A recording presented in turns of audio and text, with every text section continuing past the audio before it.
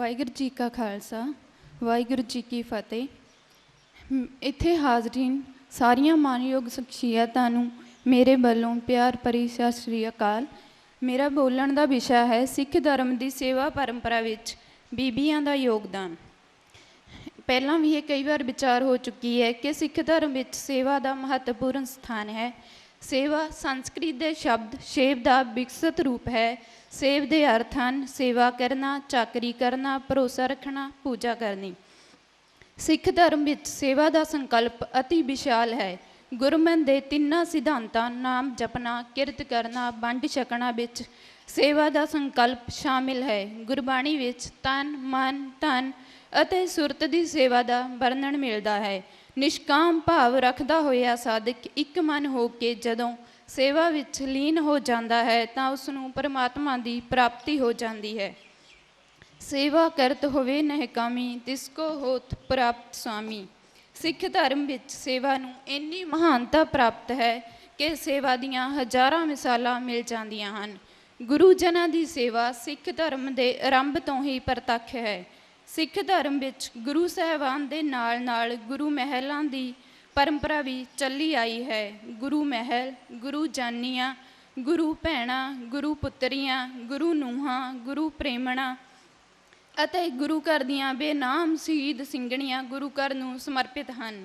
ਇਹ ਸਿਦਕ ਭਰੋਸੇ ਦੀਆਂ ਮੂਰਤਾਂ ਆਗਿਆਕਾਰਤਾ ਨਾਲ ਸੰਪੰਨ ਗੁਰੂ ਸੇਵਾ ਵਿੱਚ ਖੀਵੀਆਂ ਆਪੋ ਆਪਣੀ ਸਮਰੱਥਾ ਅਤੇ ਲੋੜ ਅਨੁਸਾਰ ਸੀਰ ਪਾਉਂਦੀਆਂ ਰਹੀਆਂ ਹਨ।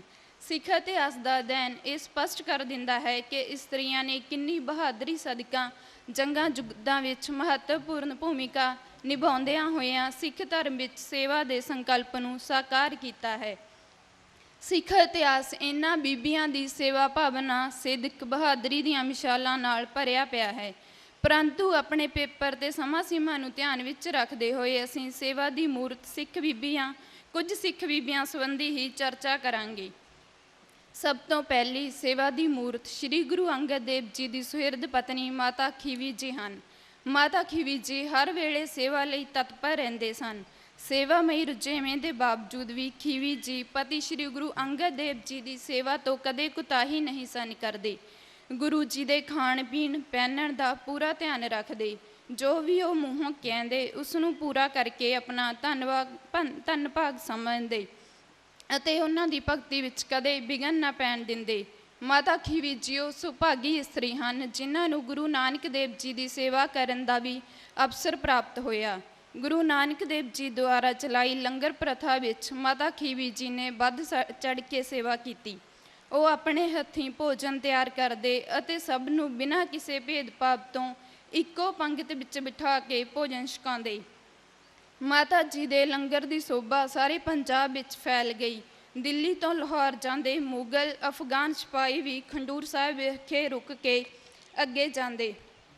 ਬੀਬੀ ਅਮਰੋ ਜੀ ਦੇ ਸੇਵਾ ਅਤੇ ਸਿਮਰਨ ਵਿੱਚ ਮਗਨ ਰਹਿਣ ਦਾ ਕਾਰਨ ਵੀ ਉਹ ਉਪਦੇਸ਼ ਹੀ ਹਨ ਜੋ ਨਿਤ ਮਾਤਾ ਖੀਵੀ ਜੀ ਉਹਨਾਂ ਨੂੰ ਦਿੰਦੇ ਰਹੇ। ਬੀਬੀ ਅਮਰੋ ਜੀ ਸ਼੍ਰੀ ਗੁਰੂ ਅੰਗਦ ਦੇਵ ਜੀ ਅਤੇ ਮਾਤਾ ਖੀਵੀ ਜੀ ਦੇ ਸੁਪੁੱਤਰੀ ਸਨ। ਬੀਬੀ ਅਮਰੋ ਜੀ ਉੱਤੇ ਪਿਤਾ ਸ਼੍ਰੀ ਗੁਰੂ ਅੰਗਦ ਦੇਵ ਜੀ ਦਾ ਬਹੁਤ ਪ੍ਰਭਾਵ ਸੀ। ਉਹ ਬਚਪਨ ਤੋਂ ਹੀ ਧਾਰਮਿਕ ਰੁਚੀਆਂ ਦੇ ਧਾਰਨੀ ਸਨ। ਉਹਨਾਂ ਨੂੰ ਬਾਣੀ ਕੰਠ ਸੀ ਅਤੇ ਸੁਰਤ ਹਮੇਸ਼ਾ ਸਿਮਰਨ ਨਾਲ ਜੁੜੀ ਰਹਿੰਦੀ।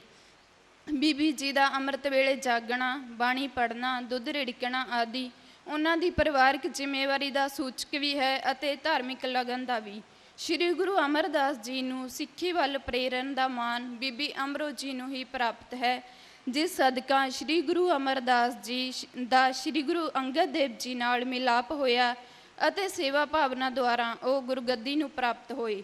ਪਿੰਡ ਬਸਰਕੇ ਵਿੱਚ ਬੀਬੀ ਅਮਰੋ ਜੀ ਦੀ ਸਮਾਧੀ ਇਸ ਤੱਥ ਦੀ ਗਵਾਹੀ ਭਰਦੀ ਹੈ ਕਿ ਉਹ ਨਾਮ ਬਾਣੀ ਵਿੱਚ ਲਿਵਲੀਨ ਰਹਿੰਦੇ ਸਨ ਅਤੇ ਸੇਵਾ ਦੇ ਪੁੰਜ ਸਨ। ਬੀਬੀ ਭਾਨੀ ਜੀ ਗੁਰੂ ਪੁੱਤਰੀ, ਗੁਰੂ ਪਤਨੀ ਅਤੇ ਗੁਰੂ ਮਾਂ ਹੋਣ ਦਾ ਮਾਣ ਪ੍ਰਾਪਤ ਹੈ। ਬੀਬੀ ਜੀ ਉੱਚ ਆਤਮਿਕ ਗੁਣਾਂ ਦੇ ਧਾਰਨੀ ਸਨ ਜਿਸ ਵਿੱਚ ਸੇਵਾ ਭਾਵ ਅਤੇ ਆਤਮ ਸਮਰਪਣ ਵਿਸ਼ੇਸ਼ ਹਨ। ਇੱਕ ਪਾਸੇ ਭਾਈ ਜੇਠਾ ਜੀ ਸੰਗਤ ਦੀ ਸੇਵਾ ਵਿੱਚ ਜੁਟੇ ਰਹਿੰਦੇ ਤਾਂ ਦੂਜੇ ਪਾਸੇ ਬੀਬੀ ਭਾਨੀ ਪਿਤਾ ਜੀ ਨੂੰ ਪਰਮੇਸ਼ਰ ਮੰਨ ਕੇ ਉਹਨਾਂ ਨੂੰ ਅੰਮ੍ਰਿਤ ਵੇਲੇ ਇਸ਼ਨਾਨ ਕਰਵਾਉਂਦੇ। ਗ੍ਰਹਿਸਥੀ ਜੀਵਨ ਨਿਭਾਉਂਦੇ ਹੋਏ ਵੀ ਆਪ ਹਮੇਸ਼ਾ ਪਿਤਾ ਗੁਰੂ ਦੀ ਸੇਵਾ ਵਿੱਚ ਹਾਜ਼ਰ ਰਹੇ। ਮਹਿਮਾ ਪ੍ਰਕਾਸ਼ ਦੇ ਸ਼ਬਦ ਹਨ। जब पै रात अमृत बेला, गुर करे इशनान, भगत सुख चेला। इसी समय बीबी जी दर्शन करे, गुर की भगत सब हिरदे तरे। गुरु अमरदास जी ने आपकी सेवा तो प्रभावित होए ਅਤੇ जिस सदका आप दे वंश ਨੂੰ गुरगद्दी ਦਾ ਵਰਦਾਨ ਦਿੱਤਾ ਅਤੇ ਆਪਣੀ ਰਹਿੰਦੀ ਉਮਰ ਗੁਰੂ ਰਾਮਦਾਸ ਜੀ ਨੂੰ ਦੇ ਕੇ ਜੋਤੀ ਜੋਤ ਸਮਾਈ।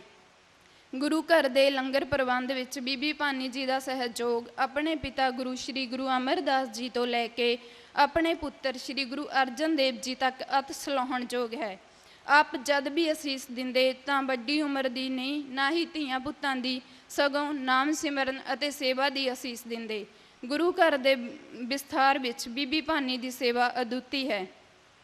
ਮਾਤਾ ਗੁਜਰੀ ਜੀ ਗੁਰੂ ਮਹਿਲਾਂ ਵਿੱਚ ਅਜਿਹੀ ਹਸਤੀ ਹਨ ਜਿਨ੍ਹਾਂ ਦੇ ਸਾਹਮਣੇ ਸਿੱਖ ਧਰਮ ਦੇ ਮਹਾਨ ਗ੍ਰੰਥ ਸ਼੍ਰੀ ਗੁਰੂ ਗ੍ਰੰਥ ਸਾਹਿਬ ਜੀ ਸਿੱਖ ਧਰਮ ਦੇ ਇਸ਼ਟ ਬਣੇ।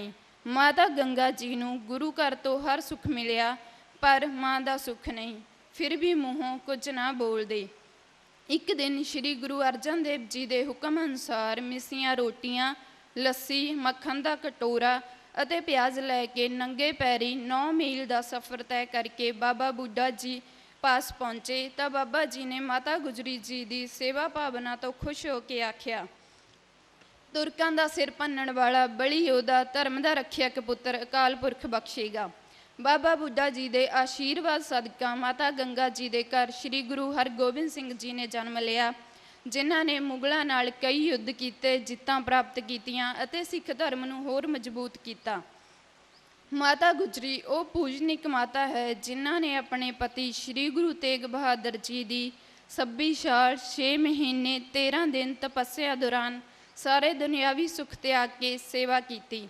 ਮਾਤਾ ਜੀ ਪਹਿਲੀ ਸਿੱਖ ਇਸਤਰੀ ਸ਼ਹੀਦ ਹਨ ਜਿਨ੍ਹਾਂ ਨੇ ਆਪਣੇ ਛੋਟੇ ਪੋਤਿਆਂ ਬਾਬਾ ਜੋਰਾਵਰ ਸਿੰਘ ਅਤੇ ਬਾਬਾ ਫਤਿਹ ਸਿੰਘ ਜੀ ਨਾਲ ਠੰਡੇ ਬੁਰਜ ਵਿੱਚ ਕੈਦੀ ਦੇ ਤੌਰ 'ਤੇ ਵਜ਼ੀਰ ਖਾਂ ਦੇ ਤਸੀਹੇ ਸਹਾਰੇ ਅਤੇ ਉਸ ਤੋਂ ਬਾਅਦ ਸ਼ਹਾਦਤ ਪ੍ਰਾਪਤ ਕੀਤੀ। ਸਿੱਖ ਜਗਤ ਵਿੱਚ ਮਾਤਾ ਸੁੰਦਰੀ ਜੀ ਨੂੰ ਗੁਰੂ ਗੋਬਿੰਦ ਸਿੰਘ ਜੀ ਦੀ ਧਰਮ ਪਤਨੀ ਦੇ ਤੌਰ 'ਤੇ ਜਾਣਿਆ ਜਾਂਦਾ ਹੈ, ਪਰੰਤੂ ਸਿੱਖ ਧਰਮ ਉਹਨਾਂ ਦੁਆਰਾ ਸਿੱਖ ਜਗਤ ਵਿੱਚ ਪਾਏ ਜਾਂਦੇ ਯੋਗਦਾਨ ਤੋਂ ਲਗਭਗ ਅਣਜਾਣ ਹਨ। ਮਾਤਾ ਗੁਜਰੀ ਜੀ ਨੇ 10ਵੇਂ ਪਾਤਸ਼ਾਹ ਦੀ ਸ਼ਹੀਦੀ ਤੋਂ ਬਾਅਦ ਲੰਬਾ ਅਰਸਾ ਲਗਭਗ 40 ਵਰ੍ਹੇ ਖਾਲਸਾ ਪੰਥ ਦੀ ਰਹਿਨੁਮਾਈ ਕੀਤੀ। ਮਾਤਾ ਜੀ ਨੇ ਸਿੱਖ ਰਹਿਤ ਮਰਿਆਦਾ ਦੀ ਉਲੰਘਣਾ ਕਰਨ ਵਾਲੇ ਕਿਸੇ ਨੂੰ ਨਾ ਬਖਸ਼ਿਆ, ਚਾਹੇ ਉਹਨਾਂ ਦਾ ਪਾਲਕ ਪੁੱਤਰ ਹੀ ਕਿਉਂ ਨਾ ਹੋਵੇ। ਹਕੂਮਤ ਦੇ ਡਰ ਤੋਂ ਕੇਸ ਕਤਲ ਕਰਵਾਉਣ ਵਾਲੇ ਆਪਣੇ ਪਾਲਕ ਪੁੱਤਰ ਅਜੀਤ ਸਿੰਘ ਨੂੰ ਉਹਨਾਂ ਨੇ ਸਦਾ ਲਈ ਆਪਣੇ ਦਰਸ਼ਨਾਂ ਤੋਂ ਵਾਂਝਿਆ ਕਰ ਦਿੱਤਾ। ਅਧਿਆਤਮਿਕ ਖੇਤਰ ਵਿੱਚ ਮਾਤਾ ਸੁੰਦਰੀ ਜੀ ਨੇ ਸਿੱਖ ਪੰਥ ਦੀ ਯੋਗ, ਨਿੱਗਰ ਅਤੇ ਉਸਾਰੂ ਅਗਵਾਈ ਕੀਤੀ।